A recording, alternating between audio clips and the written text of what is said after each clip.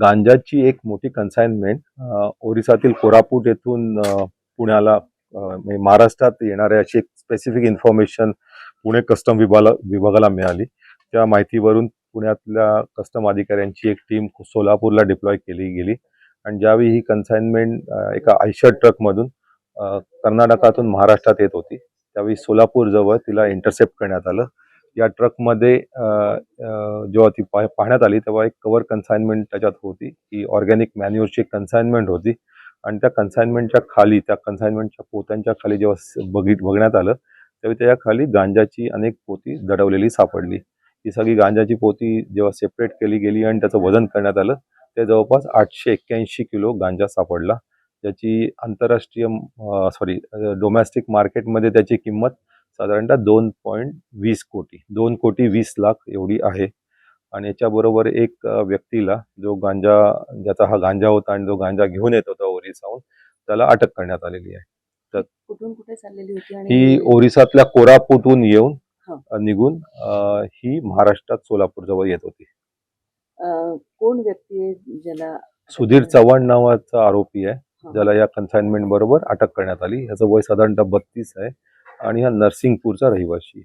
आणि तो कोणासाठी घेऊन चालला होता, कोणाचं नेमकं काम करत हे त्याचं स्वतःची कन्साइनमेंट आहे असं प्राथमिक दृष्ट्या आढळते आणि ती कन्साइनमेंट तो डिस्ट्रीब्युशनसाठी आणत होता. सर, हल्लीच्या काळामध्ये म्हणजे अगदी अलीकडच्या काळात काही मोठ्या अजून अशाच काही सीजर काही झाल्या आहेत ज्या तुम्हाला ऑफर आठवतात? नाही, अशा टाईपच्या कन्साइनमेंट आमच्या सीज होतच असतात. प्रत्येक महिन्याला जवळपास अशा कन्साइनमेंट सीज होतात. ऑन एन ॲव्हरेज दर महिन्यातल्या कारवाई किती होतात आणि ट्रेंड काय तुम्हाला त्यातून दिसतो? हो, गांजाचं कन्झम्पशन हे रुरल महाराष्ट्रात आहे असं आढळून येते आणि त्या गांजाचं हे साधारणतः या भागात असल्यामुळे तिथे वारंवार अशा केसेस घडत आहेत. ऑन एन ॲव्हरेज किती आतापर्यंत पकडले असेल, एक रफ फिगर? कन्साइनमेंट ह्या एक 40-50 किलो पासून 1500 किलो पर्यंत अशा अनेक वेगवेगळ्या क्वांटिटीच्या कन्साइनमेंट पकडल्या जातात. तर त्या दर महिन्याच्या कन्साइनमेंट अशा स्पेसिफिकली सांगता येणार नाही, पण काही महिन्यात कन्साइनमेंट तसं बघितलं तर आम्ही आता 1.5 वर्षापूर्वी 2000 किलो गांजा नष्ट केला. आता परत 1000 किलो 3 महिन्यापूर्वी 4 महिन्यापूर्वी नष्ट केला. त्याच्यावरनं एक साधारणतः 1,500 किलो गांजा हा नक्कीच पकडला जातो.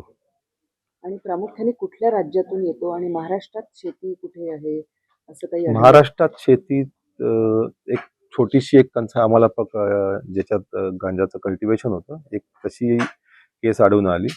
पण त्या व्यतिरिक्त मेनली हा जो गांजा आहे हा ओरिसा, तेलंगणा, छत्तीसगड या 3 राज्यातनं येतो आणि याच्यातला जो फॉरेस्टेड एरिया याचा या भागातला त्या फॉरेस्टेड एरियामध्ये याचं कल्टिवेशन होतं.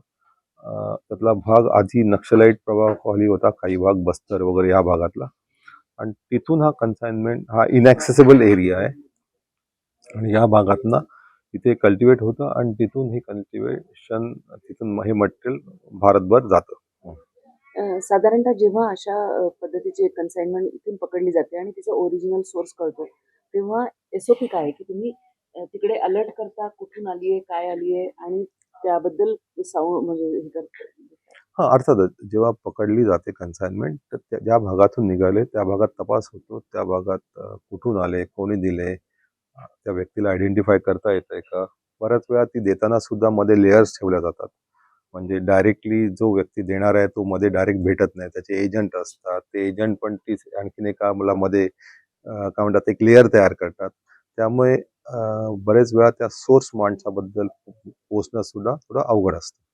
पण त्या दृष्टीने जी काही इन्फॉर्मेशन मिळते ती तिथल्या लॉ एन्फोर्समेंट एजन्सीशी शेअर केली जाते.